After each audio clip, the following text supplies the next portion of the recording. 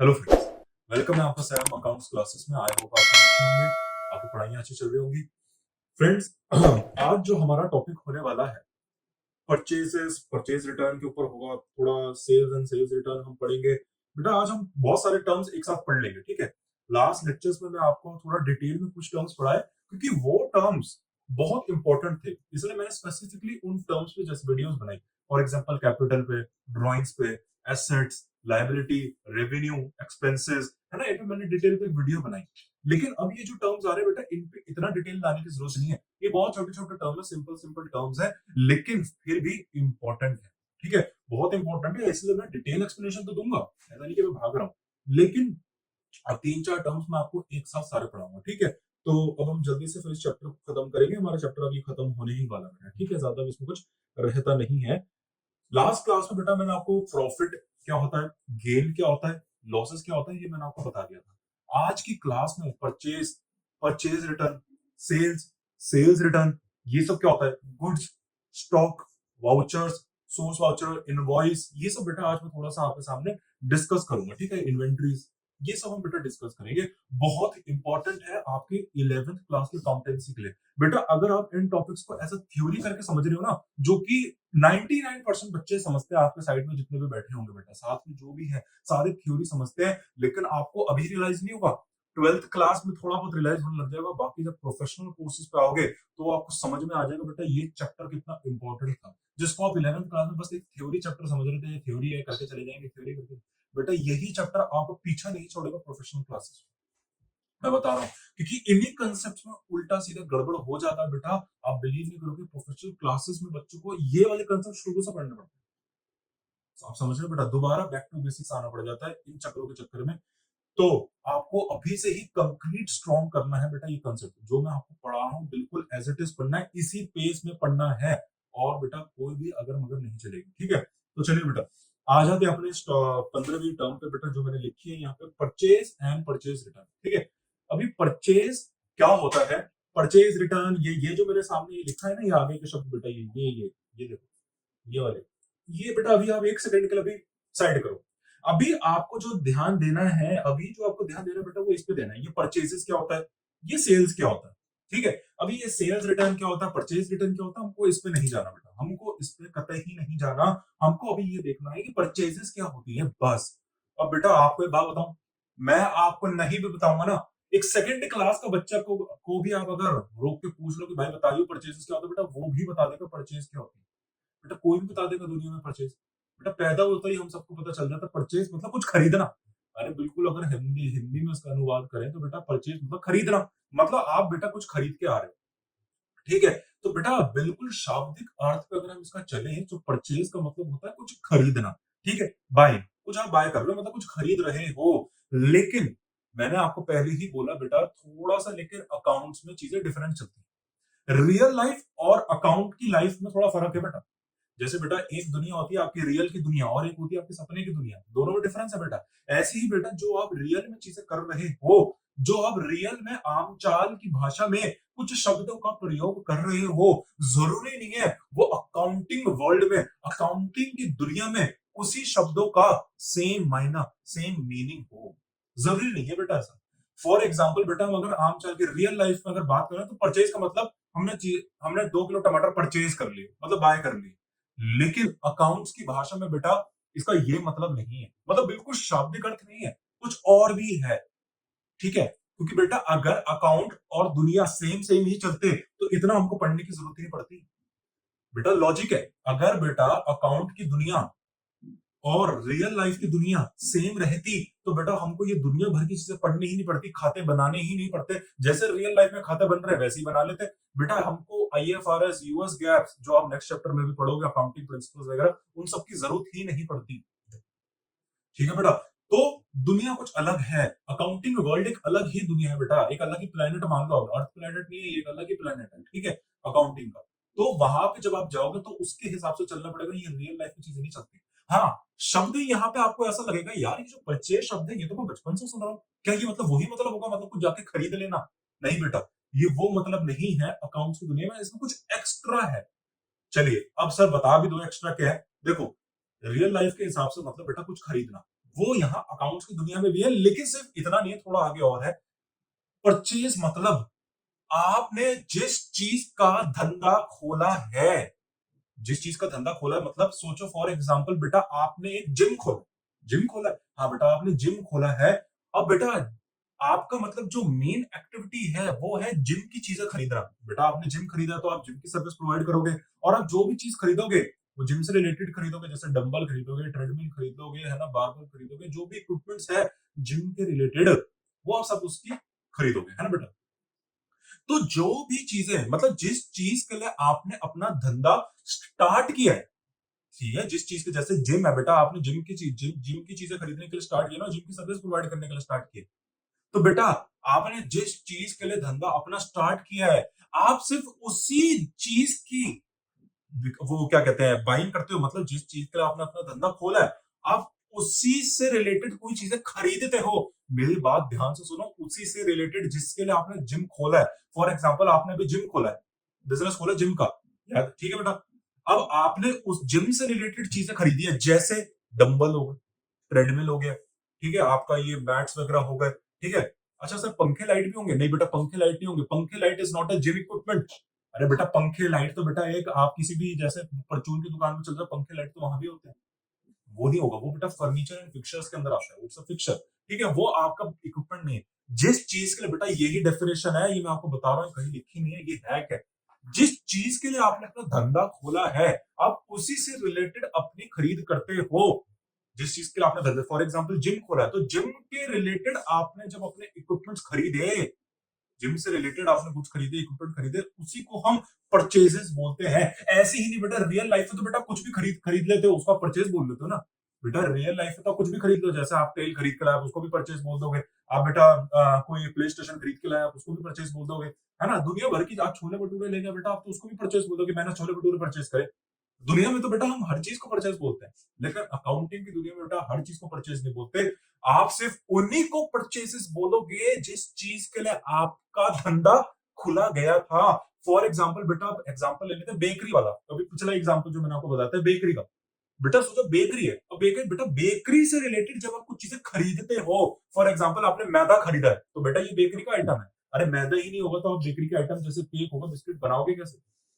Oil हो गया, ये भी हो गया बेटा गुड्स है आपके, ठीक है, परचेजेस है, सॉरी। तो बेटा ये क्या कहना चाहता हूं, मतलब जिस चीज के लिए आपने अपना धंधा खोला उसी से जब रिलेटेड आप परचेजेस करते हो, कुछ खरीदते हो, उसको आप परचेज बोलोगे, अन्यथा उनके अलावा को आप परचेज नहीं बोलोगे। तो सर उनको हम क्या बोलोगे? हम उनको क्या बोलेंगे बेटा, उनको आप हम बाद में देखेंगे हम क्या बोलेंगे, अभी मैं आपको नहीं बताऊंगा, ठीक है, अभी नहीं बताऊंगा। अभी वैसे आपको जानना ही है तो बेटा वो सिर्फ एक एसेट है, एसेट है बेटा। अगर आपने कोई चीज खरीदी, फॉर एग्जाम्पल आपको एक एग्जाम्पल से समझाता हूँ, जैसे भी जिम वाला एग्जाम्पल ले लेते हैं। सोचो आपने जिम खोला तो बेटा बट ऑब्वियस है आपने कोई चीज खरीदनी है, तो बेटा आप ऑब्वियसली परचेज के लिए, परचेज अगर आपको दिखानी है तो मैंने आपको बोला जिस चीज के लिए आपने धंधा खोला है उसी से रिलेटेड आपको चीजें खरीदनी है। मतलब आपने जिम का धंधा खोला तो बेटा जिम से रिलेटेड जब आप चीजें खरीदोगे उसको परचेज होंगी। मतलब डंबल आपके परचेज माने जाएंगे, ट्रेडमिल आपके परचेज माने जाएंगे, आपका वेट लिफ्टिंग रैक आपका क्या कहते हैं परचेजेस माना जाएगा, आपकी बारबल्स आपकी रॉड्स वगैरह हर चीज दुनिया भर की बेटा आपकी वो मानी जाएंगी, क्या कहते हैं इक्विपमेंट्स। लेकिन अगर आपने बेटा पंखा खरीदा है, बेटा जिम में पंखा होगा, एसी खरीदा है, एसी तो होगा, लाइट्स होगी, अंधेरे में तो होगा नहीं बेटा, ये सब चीजें खरीदी होंगी, चेयर खरीदी होगी, टेबल ऑफिस का हर चीज कर रखा होगा ना बेटा, ये भी तो चीजें आपने खरीदी है। लेकिन क्या ये भी परचेज मानी जाएगी? नहीं। आपने बेटा टेबल लाइट के लिए थोड़ी ना अपना ये जिम का टेबल लाइट के लिए खोला है, उसके लिए थोड़ी ना करा आपने, तो जिम की सर्विस प्रोवाइड करने के लिए खोला है, तो बेटा ये परचेसेस नहीं माने जाएंगे, क्योंकि ये टेबल लाइट तो बेटा वैसे भी कहीं कहीं किसी भी बिजनेस में चले जाओ, कोई दुकान में चले जाओ, घर में चले जाओ तो वहां भी मिल जाएंगे। तो बेटा ये आपके परचेसेस नहीं है, तो ये क्या मानी जाएंगी, ये एसेट होगी बेटा, ये एसेट होंगी। इसको हम फर्नीचर एंड फिक्सचर के नाम से दिखाएंगे बेटा बैलेंस शीट के अंदर, वो अभी हम देखेंगे, आगे जाके देखेंगे बेटा। अभी आपको इतना डिटेल अपने दिमाग पे जोर नहीं डालना, अभी हम थोड़े सब्सिक्वेंट चैप्टर्स में बेटा ये मैं आपको पढ़ाऊंगा, इनकी ट्रीटमेंट कैसे होती है, इनको शो कैसे करा जाता है, दिखाया कैसे जाता है फाइनेंशियल स्टेटमेंट्स के अंदर, ठीक है। चलिए वो हम देखेंगे। तो बेटा ये मैंने बहुत ही डिटेल में बताया, चलिए थोड़ा सा ये एग्जांपल पढ़ लेते हैं, देखिए। Electronic world by 100 laptop from a wholesaler of for 50,000 each on credit. ये क्रेडिट अभी क्या होता है ये अभी देखेंगे। क्रेडिट का मतलब कुछ नहीं होता बेटा, उधार होता है, उधार पे खरीद लिया, क्रेडिट का मतलब उधार पे खरीदना, ठीक है ठीक है। अब देखिए बेटा ये बिजनेस है इलेक्ट्रॉनिक्स, तो बेटा इलेक्ट्रॉनिक्स वर्ल्ड मतलब बेटा ऐसा सुनने में आ रहा है, मतलब ये कोई इलेक्ट्रॉनिक का धंधा करता होगा। अरे अपने आसपास में दुकान होती है ना बेटा इलेक्ट्रॉनिक्स मोबाइल वगैरह की, वैसे ही है ये। अच्छा, इसने 100 लैपटॉप्स मंगवा लिए। अच्छा, वो हम देखेंगे, ये इलेक्ट्रॉनिक का बिजनेस है। तो बेटा हमको एक चीज समझ में आ रही है, अच्छा इसने अपना बिजनेस इलेक्ट्रॉनिक्स मतलब इलेक्ट्रॉनिक्स की चीजें ये प्रोवाइड करेगा, जैसे मोबाइल हो गया, लैपटॉप हो गया, है ना, इलेक्ट्रॉनिक का मामला प्रोवाइड करेगा ही। तो बेटा प्रोवाइड करेगा तो इसके पास पहले इलेक्ट्रॉनिक्स की चीजें होनी भी तो चाहिए दुकान के अंदर। अरे बेटा आप किसी दुकान के पास मोबाइल खरीदने जा रहे हो, उसके पास पहले मोबाइल का स्टॉक तो होना चाहिए। तो बेटा स्टॉक के लिए पहले वो खरीद के भी तो रखेगा, है ना। तो ऐसी यही है बेटा, इलेक्ट्रॉनिक वर्ल्ड है तो ये इलेक्ट्रॉनिक चीजें प्रोवाइड करेगा, लेकिन पहले ये खरीदेगा भी तो इलेक्ट्रॉनिक्स। अच्छा, तो इसका धंधा जो इसने सेटअप करा है इलेक्ट्रॉनिक चीजें प्रोवाइड करने के लिए करा है, इसका मतलब इसका धंधा इलेक्ट्रॉनिक से रिलेटेड है, ठीक है। तो बेटा ये जो भी चीजें अगर इलेक्ट्रॉनिक से रिलेटेड खरीदता है उनको हम परचेज बोलते हैं। जैसे कि इस एग्जांपल में साफ साफ बताया है, इसने 100 लैपटॉप्स खरीदे, इसने 100 लैपटॉप्स खरीदे ना, हाँ जी सर खरीदे। तो बेटा जब ये 100 लैपटॉप्स खरीद रहा है तो इससे साफ साफ पता चलता है ये इलेक्ट्रॉनिक आइटम है। बेटा ये तो इलेक्ट्रॉनिक आइटम है ना, मतलब इलेक्ट्रॉनिक आइटम है, इसने इलेक्ट्रॉनिक्स अपने धंधे से रिलेटेड जिस चीज के लिए इसका धंधा सेटअप हुआ है उससे रिलेटेड इसने परचेज करी है, तो that will be classified as purchases. ये परचेजेस है इसकी, ठीक है, तो हमने दिखा दिया इसको परचेज। अच्छा, परचेज पढ़ लिया, हाँ जी पढ़ लिया। अभी परचेज रिटर्न क्या होता है बेटा, बताने की जरूरत है, वैसे बताने की मुझे आपको जरूरत है नहीं, ये नाम से समझ में आ रहा है परचेज रिटर्न क्या होता है। अरे परचेज रिटर्न मतलब आपने जो चीज खरीदी, आपने जो चीज खरीदी वो आपने लौटा दी। परचेज रिटर्न का मतलब ये है बेटा, आपने जो भी चीज खरीदी होगी तो आपने वो लौटा दी। फॉर एग्जाम्पल बेटा सोचो आपकी मम्मी ने आपको बोला कि मेरे 1 लीटर तेल ले। बेटा आप 1 लीटर तेल की जगह आप 2 लीटर तेल ले आए। अब आप घर आ गए, आपने अपनी मम्मी को बोला ये रहा, आपकी मम्मी ने बोला 2 लीटर तेल क्यों लाया, 1 लीटर तेल मंगवाया था तेरे से। तो उसने कहा जा वापस करके आ दुकानदार को, है ना, तो अब वो आपने धर्म संकट वाला सिचुएशन आ जाएगा बेटा, है ना। फिर भी आप जाओगे बेटा और वो 2 लीटर तेल लौटाने जाओगे, तो बेटा आपने पहले वो चीज परचेज करी, खरीदी, लेकिन आपकी मम्मी को वो चीज पसंद नहीं आई या उनकी रिक्वायरमेंट के हिसाब से वो थी नहीं, अब आप दोबारा गए उस चीज को लौटाने। बेटा इसे कहते हैं परचेज रिटर्न, ठीक है, इस चीज को कहेंगे परचेज रिटर्न। मतलब आप जो चीज खरीद के लेके आ रहे हो वो आपने रिटर्न कर दी। फॉर एग्जाम्पल बेटा आप एक मॉल गए, वहां से आपने एक टी शर्ट खरीदी, आप नहीं गए लेकिन आपकी मम्मी गई टी शर्ट खरीदने। अब आपकी मम्मी बेटा आपका साइज के हिसाब से नहीं लाई भाई, वो थोड़ा एक साइज छोटा ले आई। अब आपने घर पहन के देखा तो बेटा वो तो बहुत टाइट हो गया, तो आपने अपनी मम्मी को बोला नहीं मम्मी आपको एक साइज ऊपर लेके आना है। तो आपकी मम्मी गई, उसको रिटर्न करवाया। अब दुकानदार के पास गए, दुकानदार ने बोला हमारे पास अब एक साइज वाला अवेलेबल नहीं है, तो बट ऑब्वियस बेटा फिर पैसे रिफंड हो जाएंगे। ऐसे ही होता है ना। तो बेटा ये कुछ नहीं है अकाउंटेंसी, बेटा रियल लाइफ का पूरी की पूरी। अगर आपने रियल लाइफ की सारी चीजें समझ रखी है, सिचुएशन बेटा आप आसपास की देखते हो ना, आंखें खुली रखो बेटा, चीजें आपको दिख जाएंगी। वही की वही सेम कंसेप्ट यहाँ पे है बेटा। ये आपको टेंशन, मैं आपको बताऊं, 11th हो गया, 12th हो गया बेटा, मैं आपको गारंटी से बता रहा हूँ, एक आप कोई भी कंसेप्ट ले आना बेटा, चाहे प्रोफेशनल कोर्स का ले आना बेटा, किसी भी कॉमर्स से रिलेटेड, बेटा मैं आपको रियल लाइफ से उसका कंसेप्ट सॉल्व करके दिखा दूंगा। मैं आपको सारी की सारी चीजें बेटा जो आप आसपास अपने देखते हो ना वहां से पढ़ाऊंगा बेटा। कोई भी ऐसा कंसेप्ट नहीं कि आपको ऐसा लगेगा अरे हम तो कोई नया कंसेप्ट पढ़ रहे हैं, नहीं बेटा। बेटा आपको जान के हैरानी होगी, आप बोलोगे अरे सर हमने तो कभी अकाउंट्स लाइफ में नहीं पढ़ी, आप कैसे कह सकते हो हम रियल लाइफ से पढ़ाऊंगा। यही तो बेटा, क्योंकि अकाउंटेंसी कुछ भी नहीं है, बस एक रियल लाइफ है। क्या बोला था मैंने आपको, क्या बोला था, अकाउंटिंग पहला चैप्टर में, accounting is a secretary of business. बेटा बिजनेस की सेक्रेटरी है वो। और बिजनेस क्या है, आर्टिफिशियल पर्सन है बेटा, आर्टिफिशियल पर्सन ही तो है तो पर्सन ही, अरे चाहे आर्टिफिशियल ही हो है तो पर्सन ही। तो बेटा पर्सन तो हम भी है और वो भी है, तो बेटा हमसे ही मैच करेगा उसकी भी चीजें। अरे जैसे हम पर्सन है, जैसी हमारी लाइफनेस है, जैसी हमारी वर्ल्ड है, जैसी कुछ चीजें चलती हैं, ऐसी बेटा बिजनेस भी पर्सन है, तो उसकी भी तो हमारी जैसी चीजें होंगी, उसकी भी तो हमारी जैसी चीजें होंगी। अब चाहे आर्टिफिशियल ही क्यों ना बेटा, क्या फर्क पड़ता है, आर्टिफिशियल है तो पर्सन ही ना, बस हो गया काम। तो बेटा अकाउंटेंसी इसलिए रियल लाइफ से बिल्कुल बिल्कुल मैच करता है। अगर आपने रियल लाइफ अच्छी तरह नहीं समझा तो बेटा आपको अकाउंटेंसी समझ में ही नहीं आएगा। अगर आप सिर्फ बुक की तरह पढ़ोगे ना, अकाउंटेंसी एक सब्जेक्ट की तरह पढ़ोगे, अरे अकाउंटेंसी पता नहीं क्या क्या, तो बेटा आपको मैं बता रहा हूँ एक अच्छा अकाउंटेंट कभी लाइफ में बन ही नहीं सकता। ये है बेटा। तो आपको मैं अभी से ही बिल्कुल रियल लाइफ से पढ़ा रहा हूँ ताकि आपकी मेंटालिटी, आपका माइंडसेट ही ऐसे बन जाए कि भैया अकाउंटेंसी एक रियल वर्ल्ड है। बेटा ये आपकी अभी आपको ये चीज समझ में नहीं आएगी जो मैं आपको बता रहा हूँ, लेकिन आपको आगे प्रोफेशनल कोर्स में इतनी मदद करेगा, इतनी मदद करेगा, जहां सारे स्टूडेंट घबरा रहे होंगे बेटा आपके लिए पीनट्स बन जाए। मैं बता रही बेटा आपके लिए बिल्कुल पीनट्स बन जाएगा ये सिस्टम। ठीक है, यही है कि बेटा यही सीक्रेट है, लेकिन दुनिया भर के पता नहीं क्या क्या चीज बता रखी है, ये वो कुछ भी नहीं है। जो मैं बता रहा हूँ वही सत्य है बेटा, ठीक है। आपको बस वही फॉलो करना है एज इट इज, आपको बेटा रिजल्ट 101% मिलेगा, ठीक है। आ जाओ बेटा, परचेज रिटर्न पे आ जाओ बेटा। परचेज रिटर्न कुछ भी नहीं है। अब ये तो मैंने एक रियल लाइफ एंगल दिया, अब थोड़ा अकाउंटिंग पॉइंट ऑफ व्यू से भी समझ लेना भैया क्या होता है। अकाउंटिंग पॉइंट ऑफ व्यू से भैया परचेज रिटर्न क्या होता है। आपने जो अपना जो धंधा खोला, ठीक है, धंधे से रिलेटेड मतलब आपने वो चीज खरीद ली, हाँ, तो उसको हम क्या बोलते हैं, परचेजेस बोलते हैं। अच्छा, वो जो चीज आपने परचेजेस करी, आपने देखा यार ये तो गलत आ गई, ये चीज तो ठीक नहीं है। अच्छा, हो सकता है ये चीज डिफेक्टिव हो। फॉर एग्जाम्पल आपने जिम खोला, तो बेटा आप जब जिम से रिलेटेड इक्विपमेंट्स खरीदते हो, तो क्या हम उसको परचेज बोल सकते हैं या नहीं, हाँ या ना में बोलो। हाँ, क्यों? क्योंकि सर हमने जो धंधा खोला है, हमने जो परचेज करी है, हमने उससे रिलेटेड करी है। अच्छा, तो क्या पंखे लाइट भी होंगे? अरे नहीं सर, पंखे लाइट नहीं होंगे। हमने अपना बिजनेस पंखे लाइट के लिए थोड़ी ना खोला है, जिम की सर्विस प्रोवाइड करने के लिए खोला है।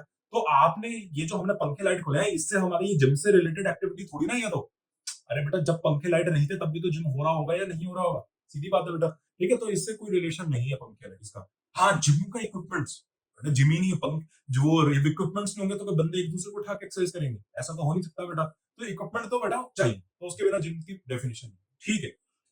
अच्छा, आप जब ये जिम की इक्विपमेंट खरीद के लेके आए, फॉर एग्जांपल बेटा ये ट्रेडमिल खरीद के ले आए, बेटा ट्रेडमिल पे आप चले, आपने देखा अरे इसमें तो करंट आ रहा है, करंट आ रहा है। वैसे तो बेटा टेक्निकली एक आम भाषा होती है, मतलब जब एक ट्रेडमिल होता है ना बेटा, उनके वो जो ग्रे ग्रे होते हैं उसमें आप हाथ रखेंगे उसको करंट तो लगता ही है स्टैटिक एनर्जी की वजह से। लेकिन आपने देखा यार ये तो कुछ ज्यादा करंट मार रहा है भैया, ये तो हेल्थ के लिए बिल्कुल ठीक नहीं है, इलेक्ट्रोक्यूशन हो सकता है, ठीक है। दूसरा आपने देखा, आपने डंबल मंगवाए, अरे डंबल 2-3 डंबल आ गए बेटा जो डिफेक्टिव है, उनका रबर टूटा हुआ है, फटा हुआ है। तो आपने कहा ये तो बड़ी दिक्कत हो जाएगी, ऐसा तो यूजर्स कंप्लेन करेंगे कि भैया हमने इतनी अच्छी फीस दी है, ऐसा सेटअप है, आप ऐसे टूटे फूटे डंबल ऐसे ये शॉकिंग वाले और ट्रेडमिल प्रोवाइड कर रहे हो, है ना बेटा, सीधी बात है। तो आपने क्या करा, आपने अपने उस डीलर को बोला अबे कि कैसा घटिया माल प्रोवाइड कर दिया तुमने, लेके जाओ, उठा के लेके जाए इन सब चीजों को। तो बेटा आपने पहले उन चीज को परचेज करा, उसकी पेमेंट कर दी, है ना। जरूरी नहीं है वैसे पेमेंट भी करी हो। धंधे में बेटा आपको एक बात बता दूं, धंधे में बेटा क्या होता है, कभी भी पेमेंट अपफ्रंट नहीं होती। जैसे बेटा फॉर एग्जांपल आप अभी एक लेस का पैकेट, आपको लेस का चिप्स खाना है, चिप्स खाना बेटा, तो आप लेस का चिप्स खरीदने गए मार्केट, तो बेटा आप चिप्स खरीदोगे, आपको उसी वक्त पेमेंट देनी पड़ेगी, उसी वक्त पेमेंट देनी पड़ेगी ना बेटा, पेमेंट तो देनी पड़ेगी, उसके बिना आपको पैसा नहीं मिलेगा, चिप्स नहीं मिलेगा। लेकिन बेटा धंधे में ऐसा नहीं होता। धंधे में मतलब आप जब बेटा माल खरीद के लेके आते हो, जरूरी नहीं है आपको उसी वक्त पेमेंट देनी है। बेटा ये कंसेप्ट एक्चुअली अभी आपको समझ नहीं आया, थोड़ा आपके अभी के लिए लेवल के लिए थोड़ा सा एडवांस हो जाएगा। लेकिन मैं आपको लॉजिक बताऊंगा, अभी नहीं बताऊंगा, आगे बताऊंगा, ठीक है। यहां नहीं बताऊंगा क्योंकि अभी इसका यहाँ पे कोई यूज नहीं है। आगे बताऊंगा कब, जब बेटा सब्सिडरी बुक स्टार्ट हो जाएंगी।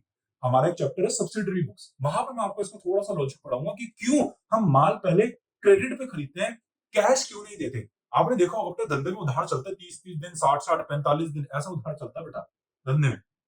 क्यों चलता है? वो कैश क्यों नहीं देते, उनके पास कैश नहीं होता क्या, तो धंधा किस बात का। बेटा कैश होता है लेकिन वो देखते नहीं, ठीक है। इसके बहुत सारे रीजन है, आपके लेवल पे मैं थोड़ा सा आपको रीजन बताऊंगा, लेकिन प्रोफेशनल कोर्सेज में एक्चुअली इसका रियल रीजन है बेटा। प्रोफेशनल कोर्स जब आप पढ़ोगे, जैसे कि बेटा सीए में हो गया, सीए हो गया, वहां पे आपको समझ में आएगा एक्चुअली इसका रीजन क्या है। बीकॉम में भी समझ जाओगे बेटा, बीकॉम लेवल पे भी समझ जाओगे, ग्रेजुएशन लेवल पे। तो अभी आपके लिए थोड़ा सा बेसिक ज्यादा हार्ड हो जाएगा, इतना हार्ड नहीं जाएंगे हम, थोड़ा आपके लेवल तक के लिए बस मैं बताऊंगा, वो भी सब्सिडरी बुक्स में, ठीक है, जहां की चीज जो चीज है वही पढ़ेंगे।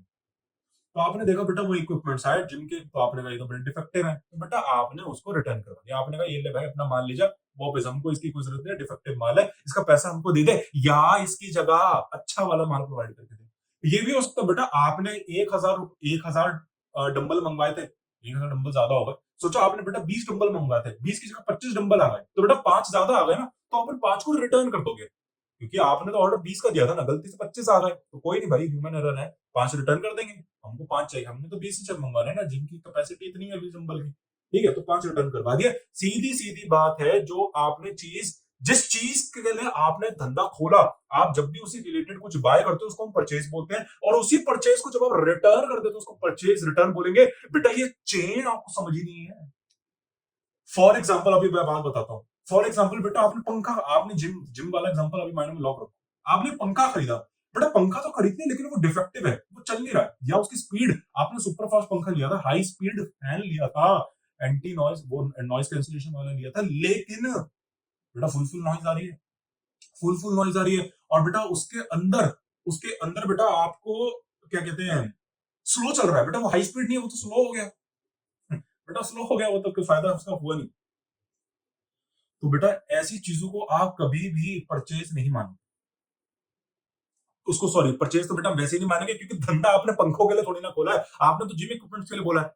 अच्छा तो आपने देखा यार ये पंखा है, ये तो डिफेक्टिव है, मतलब जिस चीज के लिए हमने इसको लिया था उसने तो वो सर पर्पस सॉल्व नहीं करा, तो बेटा हम उसको रिटर्न कर देंगे, रिटर्न कर देंगे। लेकिन क्या इसको भी परचेज रिटर्न बोलोगे?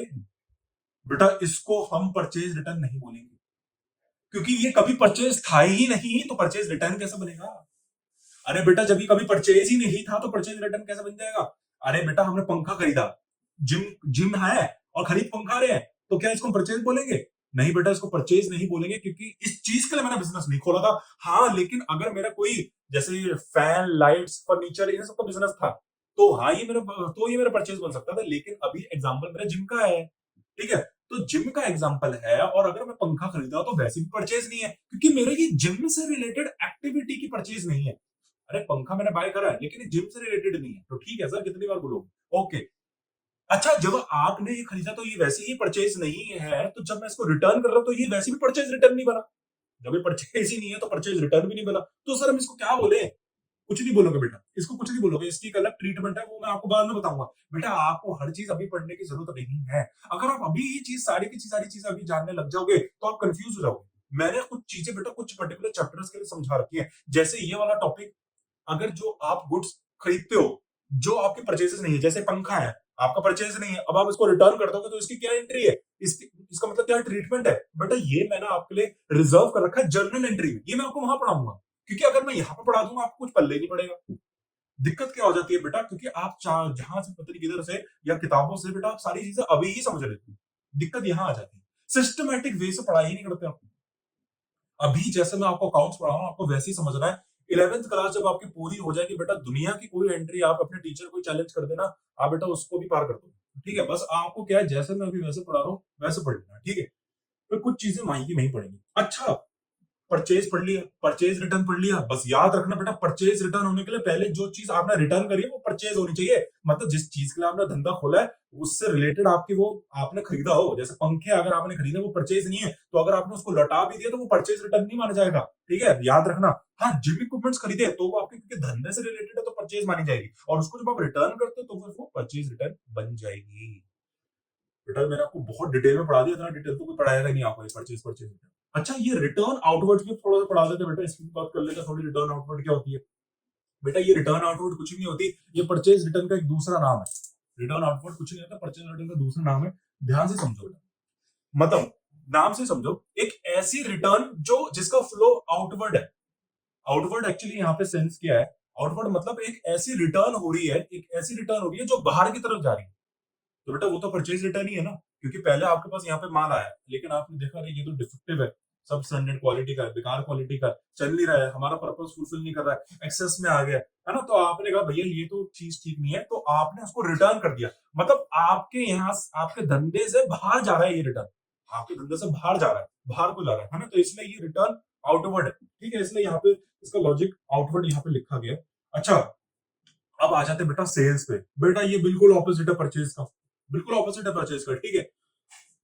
यहाँ पे बेटा मैं जिम का एग्जांपल नहीं ले रहा क्योंकि अभी शायद आपके लिए थोड़ा लेवल पे आप कंफ्यूज हो जाओगे, क्योंकि बेटा जिम यहाँ पे कोई सेल्स थोड़ी ना करता है, आप जिम में जाते हो क्या वो आपको डंबल बेचता है वहां पे, आप जिम जाते हो डंबल बेचता है, घर आके एक्सरसाइज थोड़ी ना करते हो बेटा, आपको वहां पे वो अपनी सर्विसेज बेचता है, जिम की सर्विसेज, तो बेटा सर्विसेज बेचना एक बड़ा गंदा टर्म है, सर्विसेज के लिए कभी बेचना वर्ड सेल वर्ड प्रोड्यूस नहीं होता है, ऐसा कभी आपने सुना सेल ऑफ सर्विसेज? बेटा सेल ऑफ गुड्स होता है ना, मतलब आपने माल बेचा है, सर्विसेज बेची है, ऐसा थोड़ी ना होता बेटा, सर्विसेज बेचना नहीं होता, सर्विसेज के लिए एक वर्ड यूज होता बेटा रेंडर, ठीक है, आपने सर्विसेज रेंडर करी है, तो जब भी आप जिम जाते हो बेटा वहां पे आपको कोई बिक्री, वहां पे आपको कोई बेचना थोड़ी ना, वहां पे आपको सर्विसेज रेंडर करी जाती है, जिम की सर्विसेज प्रोवाइड करी जाती है। तो अभी लेकिन क्योंकि मेरा थोड़ा शब्द सेल्स के लिए नहीं है बेटा, उसके लिए है क्या कहते हैं, क्या कहते हैं उसको बेटा, सेल्स शब्द समझाने के लिए, ठीक है। अभी आपको मैं बात बताऊं, वैसे आप जो बेटा अभी ये क्या कहता हूँ, ये जो आप अपने पढ़ रहे हो ना, क्या कहते हैं इसको, 11th में आप ये भी जो फाइनेंशियल अकाउंटिंग पढ़ रहे हो बेटा, है ना, फाइनेंशियल अकाउंटिंग, ये आप मैन्युफैक्चरिंग पॉइंट ऑफ व्यू से पढ़ रहे हो, ये कहीं लिखा नहीं है, ये बेटा कहीं लिखा नहीं है, लेकिन मैं आपको वैसे बता रहा हूँ, वैसे बता रहा हूँ, ठीक है। आप ये जो अपनी फाइनल अकाउंट्स पढ़ रहे हो, मतलब 11th में जितनी भी अकाउंटेंसी पढ़ रहे हो बेटा, ये एक्चुअली आप मैन्युफैक्चरिंग पॉइंट ऑफ व्यू से पढ़ रहे हो। बेटा एक सर्विस इंडस्ट्री भी तो होती है बेटा, दुनिया में दो होती है, मैन्युफैक्चरिंग और सर्विसेज। बेटा ये दो ही होते हैं। जैसे बेटा डॉक्टर है, उसने अपनी क्लिनिक खोली है, वो कोई मैन्युफैक्चरिंग थोड़ी ना, उसने कोई फैक्ट्री थोड़ी ना खोल रखी है डॉक्टर्स की, वो तो सर्विस प्रोवाइड करता है आपको, है ना। लेकिन जैसे मैन्युफैक्चरिंग भी तो इंडस्ट्रीज होती हैं, जैसे डाबर हो गया बेटा, हनी बनाता है, वो मैन्युफैक्चरिंग है ना, फैक्ट्री है उसकी। तो दो टाइप ऑफ बिजनेस होते हैं, मैन्युफैक्चरिंग होते हैं और एक होते हैं सर्विसेज वाले, ठीक है। चलिए, अभी जो आपका 11 12 में ज्यादातर फोकस रहेगा बेटा, वो रहेगा मैन्युफैक्चरिंग इंडस्ट्रीज के ऊपर। सर्विसेज इंडस्ट्री बेटा आप थोड़ा ग्रेजुएशन लेवल पर पढ़ोगे, ठीक है। कुछ भी नहीं है बेटा, वहां पे सेल्स शब्द का प्रयोग नहीं होगा, वहां पे सेल्स की जगह रेवेन्यू प्रयोग हो जाएगा, ठीक है। ठीक है, रेवेन्यू मैंने आपको वैसे ऑलरेडी बता रखा है, ठीक है। चलिए, सेल्स क्या होता है बेटा, सेल्स अब पढ़ लेते हैं। फॉर एग्जाम्पल बेटा, ये एग्जाम्पल ही ले लेते हैं, ये एग्जाम्पल ले लेते हैं। ये होम डेकोरेटर बेटा, कोई बिजनेस है होम डेकोरेटर करके, इसका बिजनेस का नाम है home decorator. Sell furnitures, worth 1,20,000 to customer. अब बेटा ये क्या बिजनेस है? फर्नीचर का। अरे फर्नीचर का बिजनेस है ना, तो इसने दुनिया भर के फर्नीचर अपने पास रखे होंगे बेटा, प्लाई रखे होंगे, पता नहीं कुर्सियां टेबल ये सब लगा रखे हैं इसने, ठीक है। तो ये फर्नीचर इसके पास स्टॉक में रखा हुआ, और इसी फर्नीचर को ये बेच देगा, आगे बेचेगा। तो ये इसका गुड है, और इसी को आगे वो जाके मार्केट में बेचेगा। तो बेटा जब ये बेचेगा, इसको सेल्स बोलेंगे, इसको सेल्स बोलेंगे, ठीक है। अच्छा मैं आपको एक बात बता देता हूँ, रियल लाइफ में बेटा कुछ भी बेचते हो, रियल लाइफ में कुछ भी बेचते हो बेटा, तो उसको आप हर चीज को सेल्स बोल देते हो। जैसे आपके पास एक पुराना सोफा है, आपने बेच दिया, उसको सेल्स बोल दोगे। बेटा आपके पास कोई पुराना मोटरसाइकिल पड़ी थी, आपने उसको बेच दिया, उसको आप सेल्स बोल दोगे। लेकिन मैंने आपको यही बोला ना, रियल लाइफ में बेटा जो आप इन शब्दों का प्रयोग ऐसे ही कर देते हो, अकाउंट्स में ऐसे प्रयोग नहीं होता। आप तो कुछ भी बेच दोगे बेटा, आप तो उसको सेल्स बोल दोगे ना। रियल लाइफ में ऐसे नहीं चलता बेटा, अकाउंट्स में आप कुछ भी बेच रहे हो, उसको सेल्स नहीं बोल सकते आप। जैसे बेटा आपने सोचो आपका बिजनेस है, सोचो यही बिजनेस ले लेते होम डेकोरेटर, यही बिजनेस ले लेते होम डेकोरेटर। अब बेटा होम डेकोरेटर मतलब ये आपको नाम से मतलब पता चल रहा है, अच्छा ये कोई होम डेकोरेशन है, मतलब होम के रिलेटेड कुछ फर्नीचर फिक्सर्स बेचेगा, पंखे लाइट सोफा, है ना, बेड वगैरह ये सभी बेचेगा, ठीक है। जैसे बेटा वो होता है ना pepperfry.com, ये सब ऐसा बिजनेस है, ठीक है। तो बेटा ऐसा हो सकता है इसके पास कुछ ऐसी चीजें हो जो बिजनेस से रिलेटेड ना हो, और उसने बेच दिया। फॉर एग्जाम्पल इसके पास बिजनेस में कार थी बेटा, होम डेकोरेटर के पास एक कार थी, अब उसने कहा यार ये कार अब हमने बहुत चला ली, हमने बहुत चला ली, अब हम इसको बेच रहे हैं, हम इसको बेच रहे हैं, तो इसने बेच दी। लेकिन बेटा बेच, ये भी तो एक तरीके से बेचना ही हुआ। क्या बोलेगा, अब यहाँ पे और कोई टर्म तो ला नहीं सकता, यही तो बोलेगा बेचारा, अरे मेरे पास एक कार थी बिजनेस की, वो मैंने बेच दी। लेकिन क्या अकाउंट्स के हम इसको भी सेल्स बोलेंगे? बेटा वही रूल एप्लीकेबल होगा जो परचेजेस के लिए। अकाउंट सीधा सीधी बात है बेटा, बिल्कुल सिंपल है। ये कहता है भैया तुमने जिस चीज के लिए अपना धंधा खोला, ठीक है, जो चीज तुम्हारा प्राइमरी पर्पस था धंधा खोलने का, वो जो वही अगर तुम बेच रहे हो, उसी से रिलेटेड अगर तुम चीजें बेच रहे हो, सिर्फ उसी को सेल्स बोलेंगे। उसके अलावा हम कुछ किसी भी चीज को सेल्स नहीं बोलेंगे। फॉर एग्जाम्पल तुमने ये कौन, तुम्हारा बिजनेस क्या है, होम डेकोरेटर, मतलब फर्नीचर ये सब बेचेंगे, तो आप इसी से रिलेटेड अगर चीजें बेचोगे, जैसे फर्नीचर हो गया, टेबल हो गया, कुर्सी बेड वगैरह, ये सब जो भी चीजें, अलमीरा वगैरह, आप ये अगर बेचते हो, सिर्फ इन्हीं को सेल्स बोलेंगे, क्योंकि इन्हीं इसी चीज को बेचने के लिए तो आपने बिजनेस सेटअप कराया है। अरे कार बेचने का धंधा है क्या आपका? नहीं, कार बेचने का तो बिजनेस है ही ना, आपको तो ये फर्नीचर बेचने का बिजनेस है। हाँ, तो फर्नीचर बेचोगे तो माना जाएगा, कार बेचोगे तो उसको सेल्स नहीं बोलेंगे, तो फिर उसको हम क्या बोलेंगे?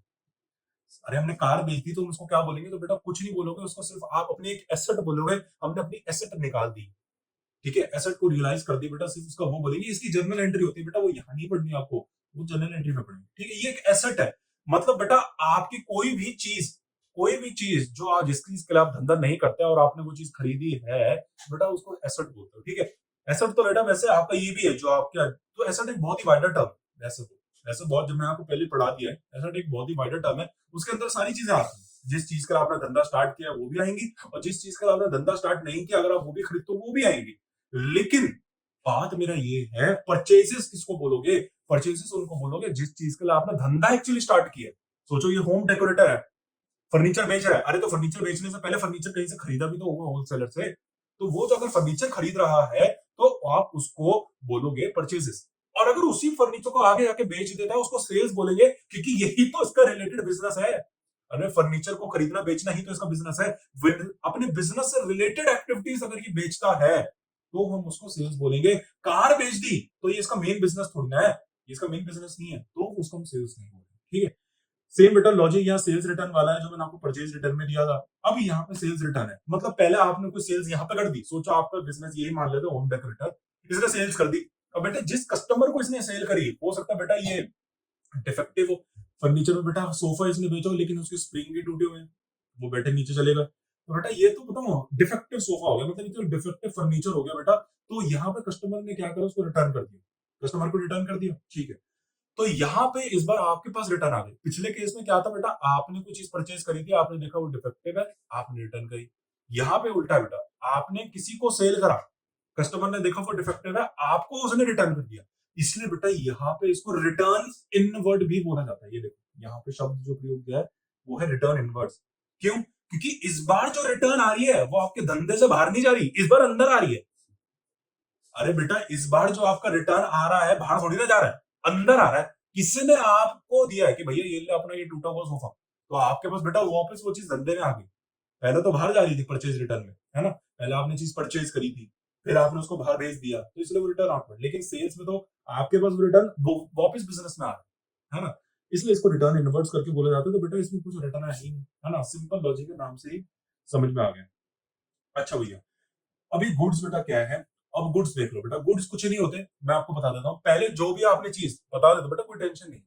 गुड्स कुछ भी नहीं है बेटा, जो आपने चीज खरीद ली, मैंने आपको बोला था ना बेटा, आपने पहले चीजें परचेजेस करी होंगी, परचेजेस, उसी का आगे जाके नाम बदल के गुड्स हो जाता है बेटा, उसको आगे जाके हम गुड्स बोल देते हैं। फॉर एग्जांपल इसी चीज को लेते हैं, जिम की बात करते हैं बेटा, जिम में आपने खोला वो अपना बिजनेस, है ना। अब बेटा जिम आपने अगर खोला है तो जिम से रिलेटेड जब आप इक्विपमेंट्स खरीदते हो तो हम उसको पहले क्या बोलेंगे, परचेजेस बोले। अरे पहले खरीद ली तो परचेजेस तो बोलोगे ना। अच्छा अब खरीद ली, अब ऑल द टाइम परचेजेस ही बोलोगे, अकाउंट्स में क्या उसको परचेजेस करके दिखाओगे कि भाई हमने परचेजेस कर ली। अरे भाई कितनी परचेजेस, पता चल तो गया परचेजेस कर ली तूने। अब इसको क्या बोले, स्टॉक बोलोगे ना, गुड्स बोलोगे ना, गुड्स है भैया हमारे, हमने मतलब खरीदने के पर्पस से इसको, सॉरी बेचने के लिए और खरीदने पर्पस के लिए रखे हुए हैं, ठीक है। इन्हीं को बोला जाता है गुड्स। फॉर एग्जांपल आपको एक एग्जांपल देता हूँ, इस होम डेकोरेटर का ही ले लेते हैं। इसका काम क्या है, इसका धंधा किस चीज के लिए सेटअप हुआ है, फर्नीचर बेचना, फर्नीचर बेचना। तो बेटा पहले तो ये फर्नीचर खरीदेगा, फर्नीचर खरीदेगा ना। अच्छा फर्नीचर जब खरीदेगा तो वो उसकी परचेजेस है, क्योंकि जिस चीज का इसका धंधा है उसी से रिलेटेड अगर ये कोई चीज खरीदता है उसको परचेजेस बोलेंगे। अब बहुत बार बता दिया आपको, पता है आपको, धंधा तक चला गया, ठीक है। अच्छा अब इसने परचेज कर लिया, लेकिन अब ऑल द टाइम परचेजेस का टैग लगा के घूमता रहेगा कि भाई मैंने परचेज कर लिया। तो बेटा अब उसको उसका नाम भी तो बदलेगा कि हाँ भैया बता दिया तुमने कि भाई मैंने परचेज कर लिया, ठीक है। अब लेकिन उसको गुड्स भी तो बोलेगा कि भाई ये मेरे गुड्स है, हाँ अब इसको मैं आगे जाके बेचने के लिए रख रहा हूँ। फॉर एग्जाम्पल बेटा आप मोबाइल की दुकान में जाते हो, आप देखते हो ना कितने मोबाइल रखे हैं, लैपटॉप रखे हैं, वो उसके गुड्स हैं क्योंकि उसने बेचने के पर्पज के लिए रखे हुए हैं, है ना। डिस्प्ले पर्पज नहीं बेटा, वो सिर्फ बेचने के पर्पज के लिए रखा हुआ है उसने, ठीक है, उसको कहते हैं गुड्स को बेटा। अच्छा ये तो समझे। फॉर एग्जांपल बेटा बुक स्टोर में जाते हो, ये है books are its goods for car manufacturers, car at its goods. अरे बुक स्टोर के अंदर जाके इतने अंदर किताबें देखते हो बेटा, अच्छा पहले तो उसने किताबें कभी ना कभी खरीदी होंगी ना बेटा, तो वो उसकी परचेजेस मानी जाएंगी, लेकिन ऑल द टाइम परचेजेस ही दिखाएगा। 3 साल हो गए गुजर गए तभी भी बुक्स पड़ी हुई है, तब भी परचेजेस दिखाएगा। कितनी परचेजेस हो तो गई परचेजेस, जब खरीदेगा उस टाइम परचेज दिखाएंगे। लेकिन एक बार जब खरीद ली तो उसको फिर गुड्स बोलो ना, कि आप, क्योंकि वो आपको गुड्स है, आपने बेचने के लिए रखा हुआ है, ठीक है, ठीक है।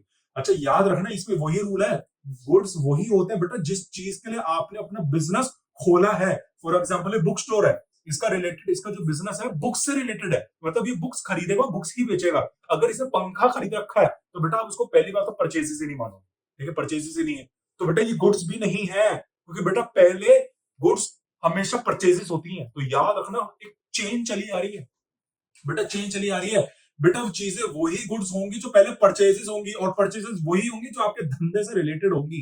फॉर एग्जांपल ये बुक स्टोर है, बुक स्टोर है, अगर इसने पंखा खरीद लिया तो बेटा ये इसका गुड नहीं है, क्योंकि इसने बेचने के लिए थोड़ी ना रखा है, और अगर बेच भी देता है तब भी नहीं है गुड। आप बोलोगे ठीक है सर आप कह रहे हो बेचने के लिए नहीं, हमने पंखा खरीद लिया और आगे जाके बेच देंगे, तो बेटा अगर आपने बेच भी दिया तो फर्क नहीं पड़ता, क्योंकि आपने अपना ये जो बिजनेस खोला है बुक्स के लिए खोला है, बुक्स खरीदना बेचने के लिए खोला है, पंखा बेचने के लिए थोड़ी ना कर रहे हो। अगर आप बार बार बेटा ये रेपिटेटिव एक्टिविटी कर रहे हो तो आपको अपना बिजनेस का जो पर्पस है बदलना पड़ेगा, उसमें बताना पड़ेगा कि भाई मेरा बिजनेस का जो ऑब्जेक्टिव है सिर्फ बुक स्टोर बेचना नहीं है, पंखे बेचना भी है।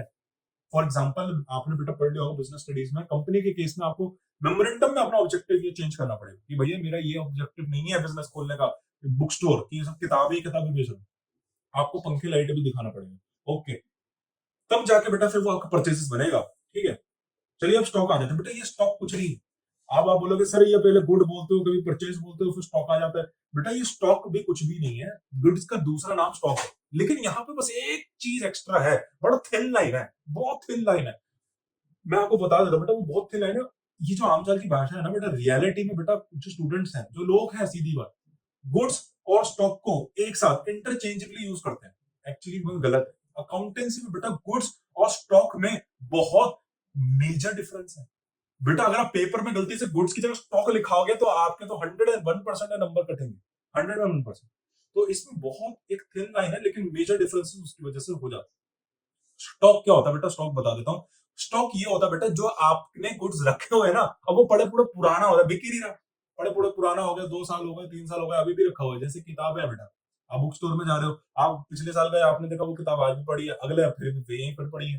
तो मतलब एक ऐसा स्टॉक जो बेटा पड़े पड़े पुराना हो गया, उस गुड्स जो पड़े पड़े पुराना हो गया, उसको फिर हम गुड्स नहीं बोलते, उसको हम फिर स्टॉक बोलते हैं। ठीक है।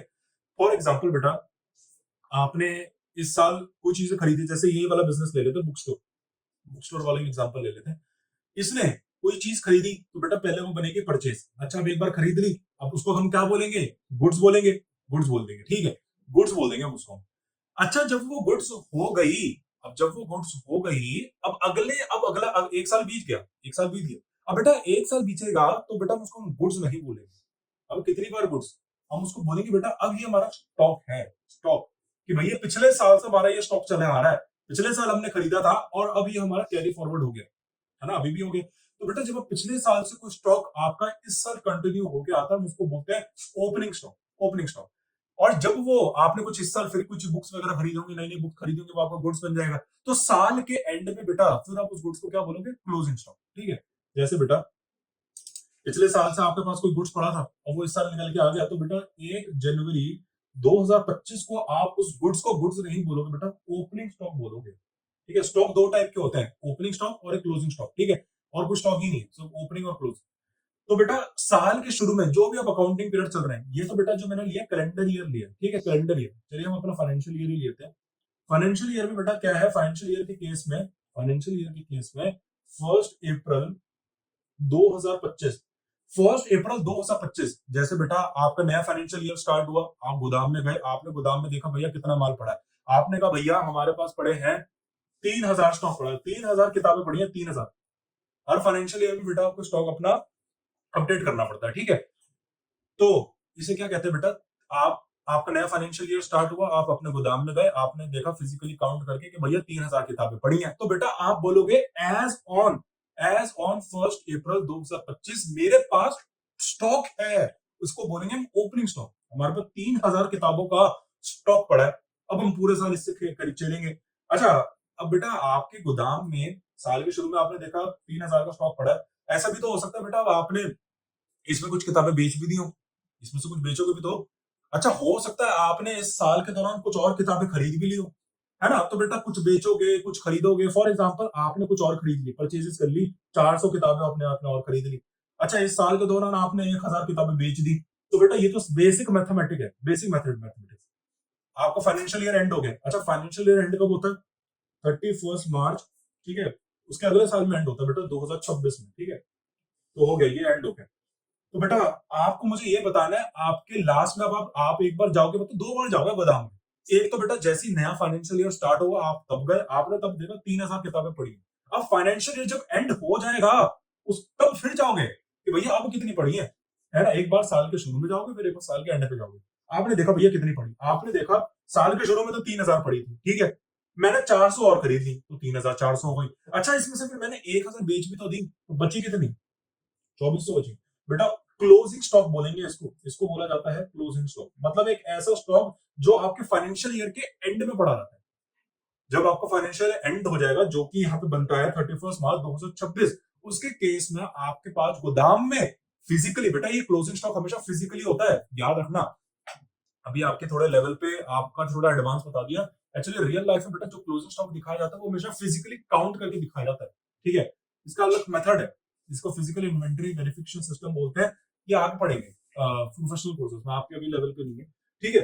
तो इसको बोला जाएगा क्लोजिंग स्टॉक और इसको बोला जाएगा ओपनिंग स्टॉक। तो बेटा कुछ भी नहीं है, कुछ भी नहीं है। सीधी बात बोलूं, पहले बेसिक शुरू से चलेंगे, परचेजेस। आपने जिस चीज के लिए अपना धंधा खोला है उससे रिलेटेड अगर आप कुछ भी खरीदते हो उसे परचेसेस बोलेंगे, अन्यथा उसको हम परचेसेस नहीं बोलेंगे। फॉर एग्जांपल बुक है, बुक स्टोर है, अगर वो बुक्स खरीद रहा है तो उसको हम खरीदे बोलेंगे परचेसेस है, क्योंकि भैया जिस चीज के लिए इसने बिजनेस खोला उस चीज से रिलेटेड इसने परचेज करी। ठीक है, अच्छा अब एक बार परचेज कर ली तो ऑल द टाइम उसको परचेज थोड़ी ना दिखाएगा। अब उसको हम क्या बोलेंगे, अभी हमारा गुड है, गुड्स है, मतलब हमारे पास गुड्स पड़े हैं कि भैया हमारा ये माल है, बेटा उसको माल बोलेंगे ना, हिंदी भाषा में उसको माल बोलेंगे कि भैया ये माल पड़ा है हमारे पास। ठीक है, ठीक है, अच्छा बेटा माल पड़ा है, ओके, लेकिन बेटा फाइनेंशियल अब अगर अब वो क्या कहते हैं उसको, पूरा साल आपका निकल जाए, अगले साल फाइनेंशियल ईयर नया स्टार्ट होगा, तो उस 1 अप्रैल 2000 पहली तारीख के फाइनेंशियल ईयर को हम उसको गुड्स नहीं बोलते, ओपनिंग स्टॉक बोलते हैं कि भैया ये हमारा ओपनिंग स्टॉक है। अच्छा जब वो फाइनेंशियल ईयर एंड हो जाएगा उसको फिर हम क्लोजिंग स्टॉक बोलेंगे। तो कुछ भी नहीं है बेटा, अलग अलग सिनेरियो से नाम चेंज हो जाते हैं। ठीक है, कुछ भी नहीं है, बस स्टॉक देखो यहाँ पे दो टाइप से यहाँ मैंने लिखे हुए हैं, ओपनिंग स्टॉक, क्लोजिंग स्टॉक। कुछ भी नहीं था बेटा, सिंपल है, कुछ भी नहीं है। अरे पूरे साल आप जो यूज करते हो उसको माल बोलेंगे, वही माल अगर साल के शुरू में उसको हम फिर ओपनिंग स्टॉक बोलेंगे, साल के एंड में उसे क्लोजिंग स्टॉक बोलेंगे, और पहले माल को हम पहले खरीदेंगे भी तो उसको फिर हम परचेसेस बोलेंगे। सिंपल है बेटा। नेक्स्ट क्लास में बेटा हम ट्रेड रिसीवेबल्स पढ़ेंगे, ट्रेड पेएबल्स पढ़ेंगे, वाउचर्स पढ़ेंगे। ट्रेड रिसीवेबल्स का नाम अकाउंट रिसीवेबल्स भी होता है, कहीं कहीं जगह डेटर्स भी मिलेगा आपको। 11th क्लास में ज्यादातर आपके डेटर शब्द का ज्यादा प्रयोग होता है। ये ट्रेड रिसीवेबल्स आपको थोड़ा सा अगली क्लास में थोड़ी डिटेल में इस पे बात करेंगे, अभी नहीं करेंगे। फिर ट्रेड पेएबल जिसका दूसरा नाम क्रेडिटर्स भी होता है, अकाउंट पेएबल भी होता है। ठीक है, फिर हम वाउचरिंग पढ़ेंगे, सोर्स वाउचर पढ़ेंगे। ठीक है बेटा, बहुत टाइप ऑफ वाउचर्स होते हैं। ऑडिटिंग के बारे में थोड़ा सा मैं आपको बताऊंगा वो क्या होता है। बेटा आपको बेटा अपनी मटेरियल से जो भी आपके क्लासेस ने आपको दे रखा है, आपके स्कूल्स में जो मटेरियल फॉलो हो रहा है, जो भी मटेरियल फॉलो हो रहा है बेटा सारे बेस्ट है। मेरे से बस स्टूडेंट्स पूछते हैं सर कौन सा मटेरियल बेस्ट है, बेटा सारे बढ़िया, सारे बढ़िया है, प्रोवाइडेड आपके कंसेप्ट स्ट्रांग है या नहीं। बेटा मटेरियल आपको नहीं बचा सकता, आपका कंसेप्ट ही आपको बचाएगा। सीधी बात है बेटा, पुराने टाइम में तो बेटा एनसीईआरटी पढ़ के पास हुआ है, सीधी बात है बेटा, एनसीईआरटी भी इनफ है अगर आपका कंसेप्ट स्ट्रांग है। वो अलग बात है बेटा, थोड़ा बहुत उसमें चीजें मिसिंग है, कोई नहीं लेकिन आपके कंसेप्ट बेटा कंक्रीट स्ट्रांग होने चाहिए।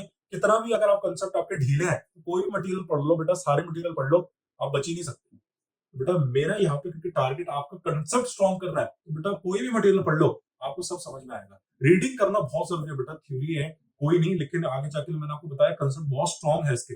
आगे प्रोफेशनल कोर्सेज में बेटा ये बहुत यूज होने वाले हैं, स्पेशली इंटरनेशनल कोर्सेज के लिए बेटा, अगर आप सोच रहे हैं। ठीक है, तो आपको ये कंसेप्ट बहुत ज्यादा स्ट्रांग होने चाहिए, उसके लिए आपको अपने मटेरियल से रीडिंग करना पड़ेगा। आपको मेरे यहाँ पे बेटा क्यूआर कोड तो दिख ही रहा है व्हाट्सएप ग्रुप का, 11th क्लास का, आप इसको ज्वाइन कर सकते हैं। ठीक है, चैनल को सब्सक्राइब करिए बेटा, वीडियो को लाइक करिए। मिलते हैं आपसे नेक्स्ट क्लास में।